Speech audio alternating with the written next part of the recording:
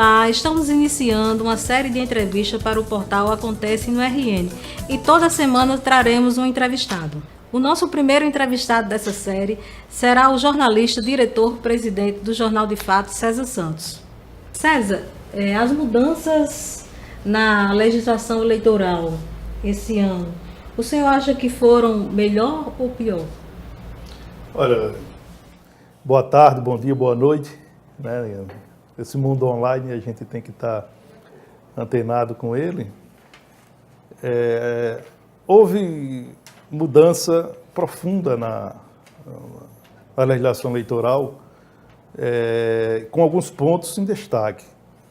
Um deles, eu diria, que é o principal, é o fim do apoio da participação financeira da iniciativa privada.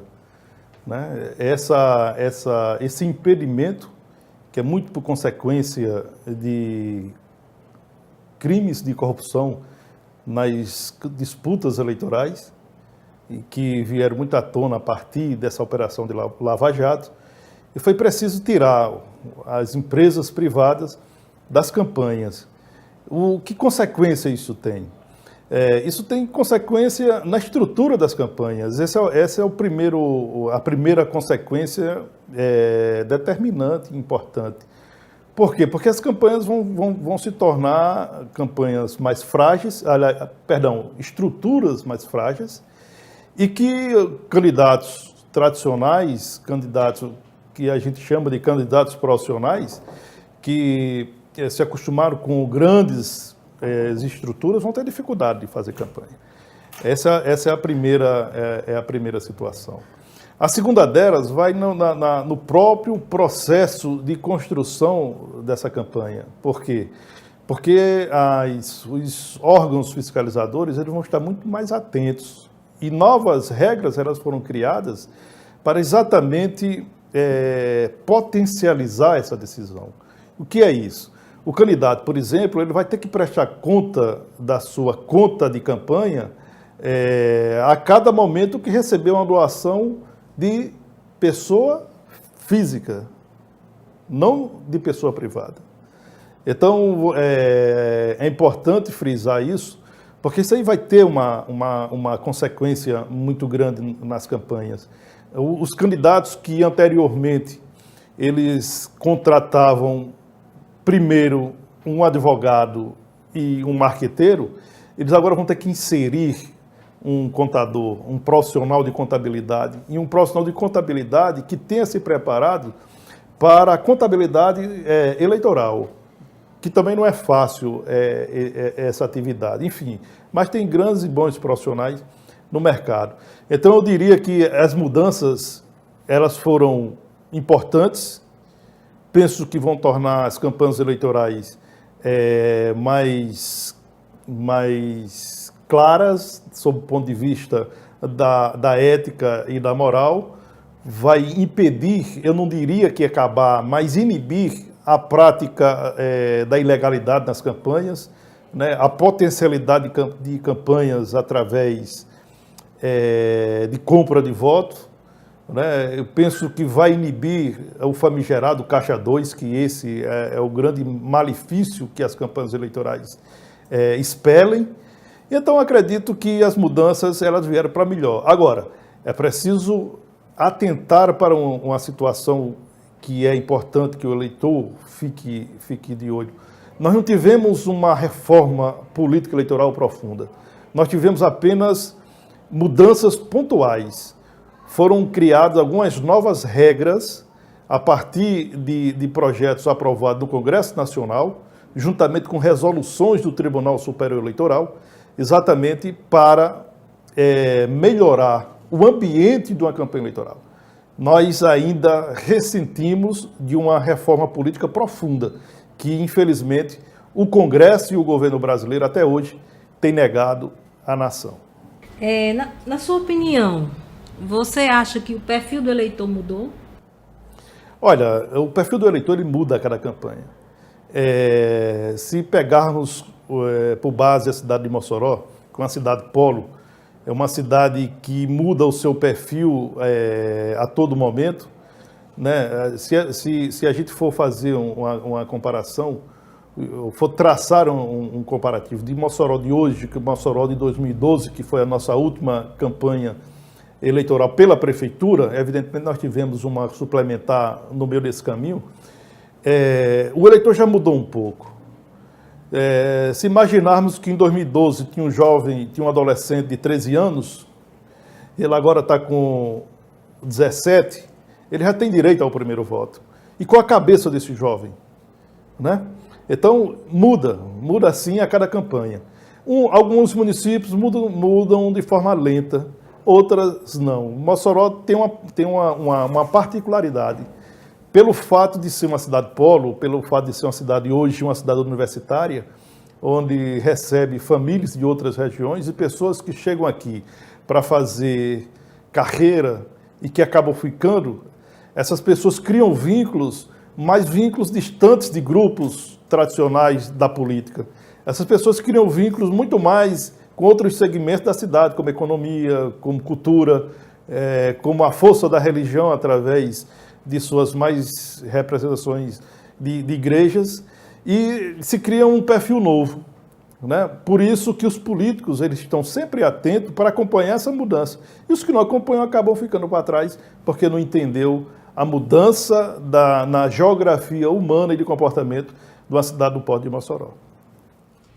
Na sua experiência jornalística, nós temos 5 candidatos a prefeito de Mossoró. Você tinha como falar para a gente o perfil assim, de cada um na sua visão política? Olha, primeiro a gente tem que entender, a partir de um princípio, que é a opção dada ao eleitor. Nós tivemos primeiro a fase da campanha política. O que é isso? Os pretensos candidatos, eles trabalham durante alguns meses para buscar a formação da melhor coligação, do melhor palanque, dos melhores parceiros políticos, para ter uma candidatura forte sob o ponto de vista político. Esse processo ele foi concluído, ele se conclui a partir das convenções partidárias. Né? E as convenções partidárias escolhem os candidatos, homologam, esses candidatos pedem registro de candidatura à Justiça Eleitoral. Mossoró registrou 5 pré-candidatos a prefeito. São nomes que eu diria alguns novos na seara política eleitoral, não na política. Por que eu digo isso? Porque tem a chapa, por exemplo, dos empresários, né, do Tião da Preste e do Jorge do Rosário. Eles são estreantes como candidatos, mas eles não são estreantes na política, porque eles já participavam da política de alguma forma. Né? Eles já faziam parte, de alguma forma, de campanhas, né, anteriores, dando o seu apoio, de alguma forma, a candidatos a prefeito, no caso, na disputa municipal, ou a candidatos a deputado federal, deputado federal, enfim. Eles não são neófitos na política, eles são candidatos pela primeira vez. Então, e tem outros nomes, né, como a ex-governadora, a ex-prefeita e senadora Rosalba Ciarline, e o atual prefeito da cidade, Silveira Júnior, candidato à reeleição. Gutenberg Dias já vai para a sua 3ª ou 4ª eleição consecutiva. O professor Josué Moreira também já é a sua 3ª disputa pela Prefeitura de Mossoró. Enfim, são nomes que são conhecidos da população de Mossoró. Uns com maior intensidade e outros não. Agora, o que é preciso ser dito? Quando o eleitor vai participar de uma campanha, né, como seu principal instrumento, que de fato o eleitor é o principal instrumento, porque é ele quem elege, numa disputa pela prefeitura, por exemplo, que é a pergunta que você me fez, eu entendo que o eleitor, o que vai estar em julgamento no dia 2 de outubro, no dia que o eleitor vai lá depositar o seu voto na urna, o que vai estar em julgamento é a gestão municipal. O eleitor ele vai analisar se a gestão do seu município está boa ou não. se o seu prefeito é bom ou não, se é um bom gestor ou não, se é honesto ou não, se é ético, se tem moral ou não. E a partir dessa avaliação, o eleitor coloca o seu voto na urna. A gente não pode imaginar, e nem deve querer imaginar, que o eleitor vai fazer uma escolha fora desses prismas que eu citei agora há pouco. Não, ele não vai fazer isso. Ele vai fazer um julgamento. E quem vai ser julgado nessas eleições é o gestor do momento, é quem está no poder. É o prefeito de Mossoró, é o prefeito de Areia Branca, é o prefeito de Baraúna, é o prefeito de Itibá, é o prefeito de qualquer município. O cidadão tem por obrigação analisar o seu município, saber se seu município está bem administrado, saber se os serviços básicos dos seus municípios estão sendo oferecidos de forma confortável ou não. Saber se a saúde vai bem, se a educação está bem, se o desenvolvimento social está caminhando, se a infraestrutura do seu município vai bem. Do contrário, ele vai decidir por não, ele vai decidir por trocar de gestor para ver se acontece algo de bom para o seu município. Penso que a eleição serve exatamente para isso, para o cidadão fazer o julgamento e depositar o seu voto conscientemente. O que o senhor acha da atual gestão?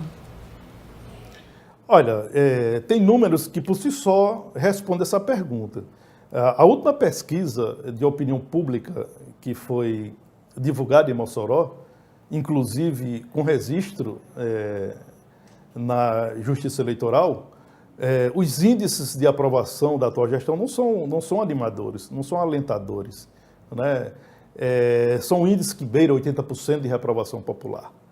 Então, se o cidadão reprova uma administração nesse nível, é porque as coisas não estão acontecendo como deveriam acontecer. O cidadão certamente está julgando se as unidades básicas de saúde estão funcionando. O cidadão está julgando se as unidades de pronto atendimento do município estão funcionando a contento. O cidadão está observando se o meio ambiente está cuidando do rio de sua cidade, no caso Mossoró, o rio Mossoró, que é de primordial importância para a vida das pessoas. O cidadão está observando se o dinheiro dele está sendo tratado com zelo, se o dinheiro dele está sendo tratado de forma correta, se o dinheiro dele está sendo tratado para cuidar da vida das pessoas. Se o cidadão não está sentindo isso, ele reprova, né? Então, se as pesquisas mostram uma gestão municipal, como esta que nós temos em Mossoró, com a reprovação no índice de 80%, é porque essa administração não é boa. É porque essa administração não está correspondendo aos anseios da sociedade, principalmente do cidadão mais comum, do cidadão mais simples, aquele que depende exclusivamente dos serviços públicos. Então, vejo que a gestão atual não é uma gestão boa, porque há uma reprovação popular gritante que é demonstrado, que é comprovado nas pesquisas de opinião pública. Na sua visão, como as pessoas podem detectar um político corrupto? Olha, Neide, nós estamos vivendo um momento muito delicado no país. Nós estamos vivendo uma crise ética e moral na classe política, nos homens públicos desse país. Essa Operação Lava Jato, ela está mostrando para o país que personalidades que passaram vida inteira se colocando como pessoas honestas, como pessoas probas, como pessoas corretas, mas que estão sendo agora descobertas em situações desconfortáveis. E se estabeleceu uma crise política e ética, moral e ética no país. Eu digo para o cidadão, eu digo para você que está nos assistindo, o político mal intencionado é fácil de ser detectado. Quando você ver um gestor público atacando a liberdade de expressão, desconfie dele. Quando você encontrar um político querendo desqualificar algum jornal, alguma emissora de rádio, de televisão, algum jornalista, desconfie dele. Por que é que ele faz isso? Isso é uma tática antiga. Essa tática não é de hoje, não foi criada hoje. Pelo contrário, ela persiste. Ela atravessa décadas, ela atravessa gerações e permanece, insiste da mesma forma. E a gente pode citar exemplos claros dessa prática. O ex-presidente Lula, quando assumiu o poder em janeiro de 2003, e no decorrer dos primeiros meses, ele reuniu a equipe do seu partido para disseminar, através das mais variadas plataformas de comunicação, de que existia no Brasil o PIG, o Partido da Imprensa Golpista. O que é isso? Ele já estava se preparando para quando estourasse as primeiras notícias de corrupção no seu governo, ele iria atacar a imprensa, que era a imprensa golpista. Era a imprensa que estava fazendo isso, estava mentindo, estava injuriando, exatamente porque não gostava do governo do PT, porque não gostava do governo de esquerda. Então, todo político sujo, todo político mal lavado, todo político que tem a predisposição de colocar a mão no cofre público, a primeira coisa que ele faz é tentar desqualificar os veículos de comunicação. A primeira coisa que ele faz é tentar tirar a liberdade de expressão dos veículos livres. E, paralelamente a isso, eles escolhem a dedos pessoas que estão, por uma condição ou outra, dispostas a fazer parte desse processo para alimentar esse tipo de comportamento, esse tipo de processo, né? Esse tipo de tática para tirar todas as atenções da coisa séria. Então, político que ataca a liberdade de expressão, político que ataca veículos de comunicação, político que ataca jornalistas, desconfie dele. Ele não está bem intencionado. Ele está apenas querendo desqualificar a notícia que não é confortável para a sua gestão. Queria que o senhor me desse uma opinião sobre a gestão do governador Robson Farias e dizer que o governador ele elegeu como prioridade segurança pública. O senhor acredita que ele está no caminho certo? Olha, o governador Robson Farias, ele fez uma campanha eleitoral e ele pegou um discurso do momento, que era um discurso apropriado, que foi o discurso da segurança pública. Nas eleições de 2014, o Rio Grande do Norte vivia um momento delicado sob o ponto de vista da segurança. Da capital do estado ao menor município da região, por exemplo, da Tromba do Elefante, lá em Vinhavé, por exemplo. Então, o índice de homicídio era muito alto. Ele havia crescido, inclusive, em alto nível em relação, por exemplo, a 2011, quando começou a gestão de Rosalba Ciarline. Então, esse discurso era muito fácil. E o governador optou por esse discurso. O governador abriu mão, inclusive, do discurso do desenvolvimento econômico, o discurso da saúde como um parâmetro de serviço público, abriu mão do discurso da educação. Não é que a educação, não é que a saúde pública, não é que o desenvolvimento econômico e social saiu da agenda do governador, mas ele potencializou a segurança pública. Agora, para discurso de palanque é bom, mas para gestão, não. Por que não é bom? Porque o governador, na minha concepção, na minha avaliação, ele tem feito de tudo para resolver o problema da segurança.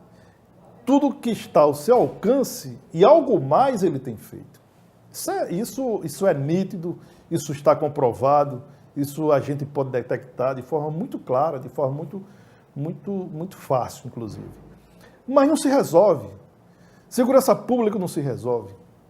Né? Nós vamos continuar com a escalada da violência, nós vamos continuar com alto índice de homicídio, nós vamos continuar com problemas no sistema penitenciário, porque essa é uma chaga nacional. Esse é um problema que afeta todas as unidades da Federação Brasileira. Isso não é um problema que afeta só o Rio Grande do Norte. E ele não vai solucionar. Ele não vai resolver. Por que ele não vai resolver? Porque esse é um problema que a gente teria que atacar outras situações. E aqui caberia, inclusive, até um programa com pessoas mais especializadas, mais preparadas para isso, para discutir esse tema, né? A segurança, você não pode ver o problema da segurança só sob o ponto de vista da violência. O problema da segurança, ela está enraizada em outros parâmetros. Basta observar a educação e a saúde, por exemplo. Se o cidadão não tem educação e não tem saúde, o cidadão não tem boa vida. Se ele não tem boa vida, ele fica vulnerável, ele fica prenda fácil para o mundo do crime. Isso é apenas uma das situações, existem muitas outras. Então, o que é isso? Isso é a consequência de décadas e décadas e décadas e décadas do governo brasileiro, né, se negando a resolver os grandes problemas que esse país acumulou ao longo desses 500 anos. A segurança, da forma como está, é aqui, é no Ceará, é na Paraíba, é no Rio de Janeiro, é em São Paulo, é em qualquer parte do país. Estados que a gente considera como um oásis nesse grande deserto que é o Brasil, até tem índices interessantes, mas muito mais consequência do seu bom nível de IDH do que propriamente de um sistema de segurança apropriado para aquela federação. Não é isso. Quando você tem um nível de escolaridade, um nível de saúde pública interessante, por consequência, você tem um baixo nível de criminalidade. Infelizmente, o Rio Grande do Norte não é esse oásis. Infelizmente, o Rio Grande do Norte vive problemas profundos. Infelizmente, o Rio Grande do Norte é um dos estados que mais sofre com os efeitos dessa crise na economia nacional. O Rio Grande do Norte não tem recursos próprios para investimento. Por isso, sofre em setores básicos como vem sofrendo. O senhor acha coragem do governador enfrentar o bandido assim? Olha, o governador, e eu tenho certeza absoluta que se fizer qualquer pesquisa no Rio Grande do Norte, pesquisa da opinião pública, eu tenho certeza que o norte rio-grandense vai aplaudir a decisão destemida do governador de enfrentar o crime organizado. Ele não recuou. Essa questão dos bloqueadores, é interessante que o cidadão tenha um conhecimento. O governador do Rio Grande do Norte foi o único do Brasil que teve coragem de instalar os bloqueadores e não recuar. Foi o único. Paraíba recuou, o governo de Pernambuco recuou, o governo do Ceará recuou e o governo do Rio Grande do Norte não. O governo do Rio Grande do Norte não recuou. Ele segurou e enfrentou a reação das facções criminosas. Evidentemente que teve um preço pago pela sociedade, né? O cidadão viveu aí 2 semanas de alta tensão, né? Os ataques ocorridos na região metropolitana de Natal, ocorridos em Mossoró, em cidades do Vale do Açu, na região do Seridó, foram ataques profundos. O crime organizado mostrou a sua cara, mas o que há de importante nisso é que o governo não recuou. Isso é importante. Agora, o fato é, não recuou, enfrentou, mas a gente não pode imaginar que isso vai resolver o problema da segurança. Não vai. Por que que não vai? Porque o problema da nossa segurança não é apenas o sistema prisional. O problema da nossa segurança é muito mais profundo, como eu relatei anteriormente. E me chama a atenção, e que me permita mais esticar só um pouquinho essa situação, me chamou a atenção, e aí uma curiosidade, nós jornalistas, que antes de sermos jornalistas somos repórteres, e repórteres tem que ser curioso, isso é obrigação do nosso ofício. No período dos ataques ocorridos em Natal, em Mossoró, em várias regiões do Rio Grande do Norte, caiu quase a 0 o número de homicídios. E por que isso aconteceu? É preciso que as autoridades estudem isso, é preciso que o setor de inteligência da Polícia do Rio Grande do Norte estude isso, porque eu não creio e não acredito em coincidências. Há algo que precisa ser visto, há algo que precisa ser observado e que precisa ser combatido. para mim não foi coincidência, durante 2 semanas de ataques das facções criminosas, incendiando carros, ônibus, destruindo prédios públicos, e aí o índice de homicídio no Rio Grande do Norte caiu quase zero.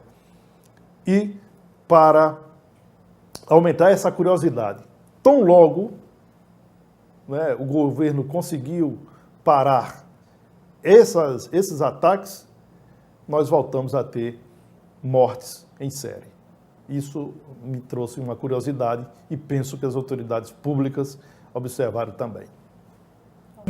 Para encerrar, eu gostaria de saber de você, o jornal tem noticiado algumas matérias sobre o prefeito Silveira e, de uma certa forma, tem incomodado o prefeito a ponto dele perder a compostura nas redes sociais.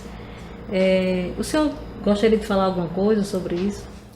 Olha, nós entendemos e fazemos o jornalismo de forma livre. Nós entendemos que é preciso respeitar a liberdade de expressão, é preciso respeitar que cada um se manifeste da sua forma. Há um processo deliberado, né, de tirar o foco de situações que o cidadão moçoroense precisa tomar conhecimento. Na hora que qualquer um de nós entrar para a vida pública, a nossa vida ela se torna pública. Então, o Jornal de Fato, há um equívoco provocado, inclusive, por um movimento orquestrado de desqualificar a notícia do Jornal de Fato. E, evidentemente, que quem lê jornal é formador de opinião. Sabe o que é mentira, sabe o que é verdade, sabe o que é notícia, sabe o que é denúncia infundada.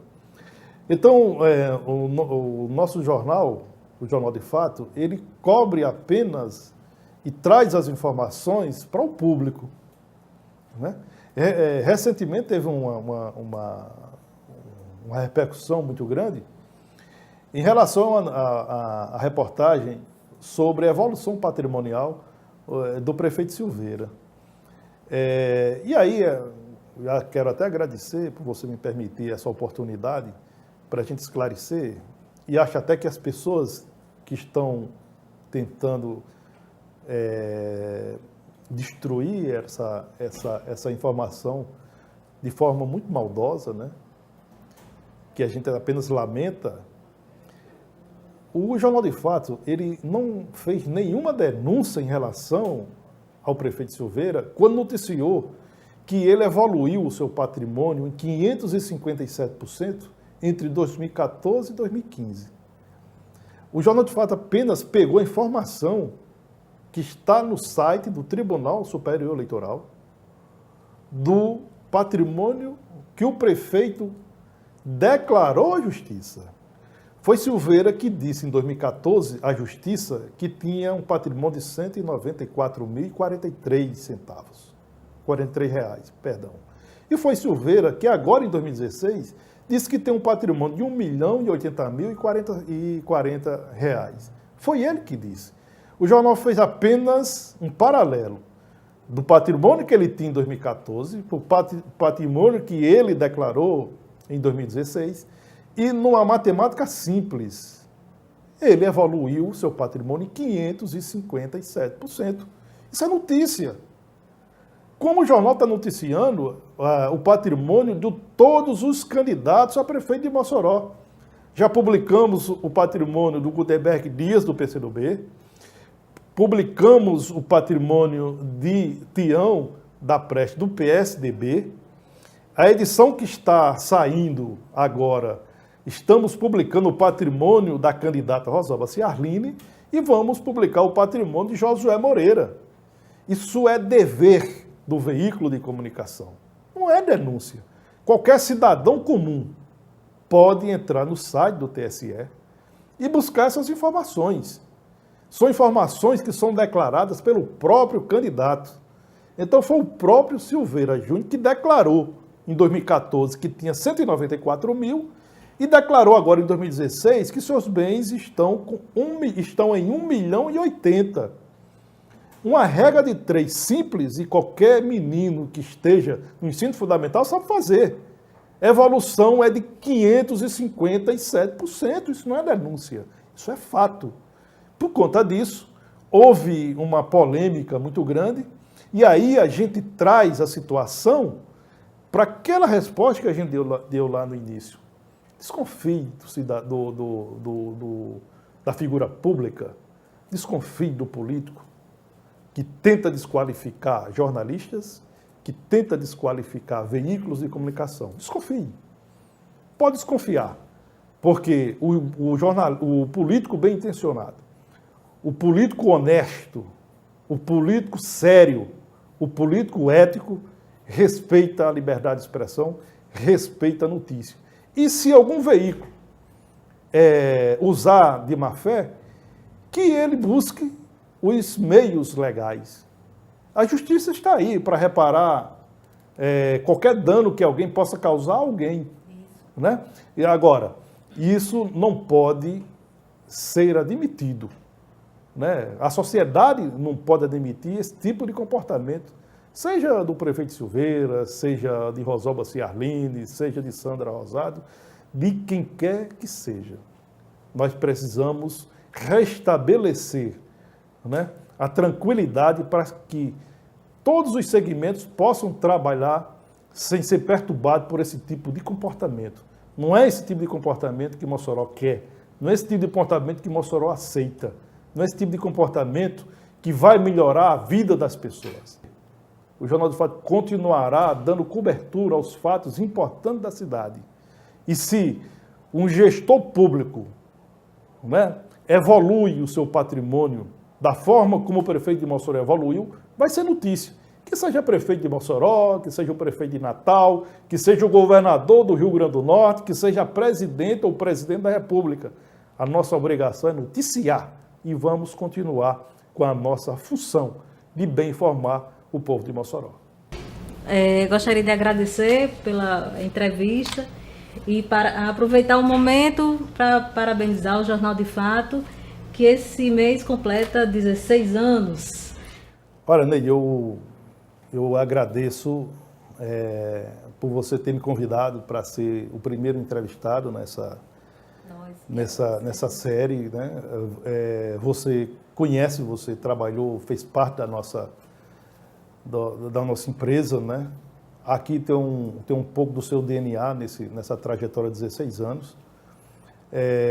Eu quero dizer o seguinte, que o Jornal de Fato, nesses 16 anos, ele nunca abriu mão da sua função primordial.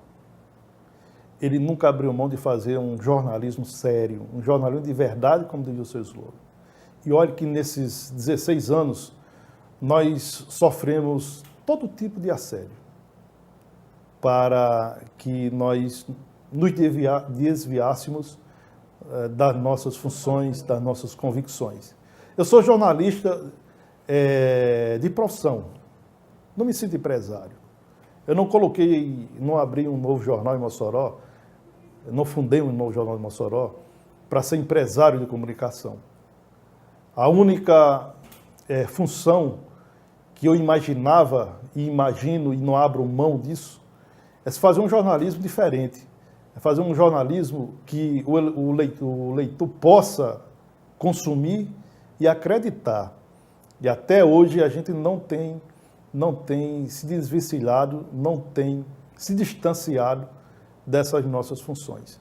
16 anos de luta, sofremos e também foram muitas alegrias, as alegrias mil, né, como a gente pode falar. Um jornal que tem 2 títulos do Prêmio Ayrton Senna de Jornalismo, que é o maior prêmio do jornalismo do Rio Grande do Norte, do Brasil, que é promovido pelo Instituto Ayrton Senna. Esse jornal tem que ser respeitado. O jornal que tem prêmios nacionais promovido pela Presidência da República, promovido pelo Banco do Nordeste, promovido pela Petrobras, esse jornal tem que ser respeitado. E essa é a grande alegria. São esses prêmios que confirmam, que comprovam a qualidade, a seriedade que o jornal conquistou nesses 16 anos. E tem uma coisa interessante, que aí só para finalizar, que essa semana eu lendo algumas coisas sobre a história da censura no Brasil, né? E que a censura no Brasil ela foi dividida em alguns segmentos, em alguns pontos. Tinha a censura no regime militar, que foi a censura política, teve a censura religiosa, a censura econômica, que é aquela que o gestor, quando não gosta de um veículo, tenta sufocá-lo economicamente, né? Não apenas tirando o seu governo da pasta comercial desse veículo, mas também orientando fornecedores do governo a não fazer publicidade nesse mesmo veículo. E tem uma série de censura. E o que é que eu quero chegar? É que o dia 28 de agosto, né, foi no dia 28 de agosto de 1821 que se estabeleceu a censura no Brasil. E, por coincidência, o Jornal de Fato nasceu no dia 28 de agosto. Exatamente, sem querer e sem saber dessa data, mas o Jornal de Fato serve para quebrar todas as travas, todos os cadeados que algum político, algum gestor público, algum empresário, quem quer que seja, queira nos amordaçar com a censura. Vocês não vão conseguir, porque o jornalismo é livre, hoje e sempre.